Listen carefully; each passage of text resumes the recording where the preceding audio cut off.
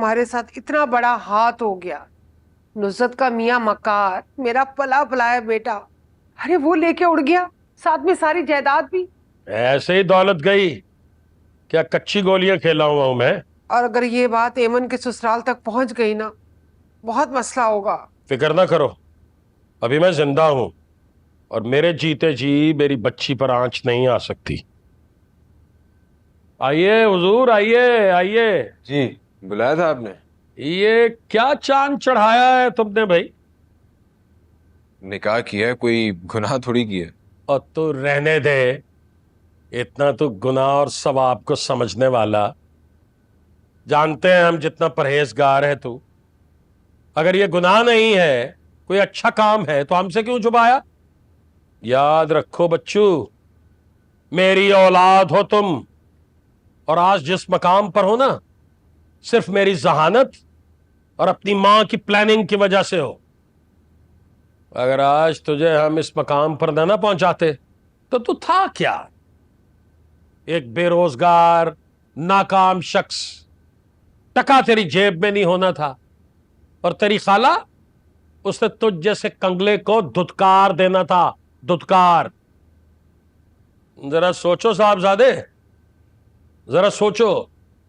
अगर मैं निम्रा को बता दूं कि तुम उसकी जायदाद धोखे से हत्या रहे हो, बल्कि हत्या चुके हो, तो उसका क्या अंजाम हो सकता है? अब्बा, ये क्या कह रहे हैं आप? मैं बेटा हूं आपका, अपनी औलाद के साथ ऐसा कौन कर सकता है?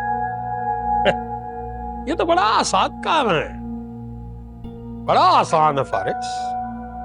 जैसे तुम भूल गए हो कि मैं तुम्हारा बाप हूं, ये तुम्हारी मां है, वैसे हम भी भूल जाएंगे कि तुम हमारे बेटे हो। और ये बात ज़हन में रखना कि तुम पर फ्रॉड और धोखाधड़ी का केस भी बन सकता है। प्लीज अब्बा, प्लीज, आप ऐसा कुछ मत कीजिएगा। निम्रा को कुछ मत बताइएगा। आप जैसा कहेंगे मैं वैसा करूंगा। अम्मी समझाएं अब्बा को, अपनी औलाद के साथ इस तरह कौन करता है? कान खोल के सुन लो, तुमने सना से शादी तो कर ली, लेकिन वो इस घर में तब तक बहू बनकर नहीं आ सकती जब तक मैं इजाजत न दूं। ठीक है, ऐसा ही होगा। ऐसा होना ही तुम्हारे मफाद में है बेटा, वरना अर्श से फर्श पे आ जाओगे, समझे? आप प्लीज निम्रा से कुछ मत कहिएगा। तुम्हारे मशवरे की जरूरत नहीं है मुझे।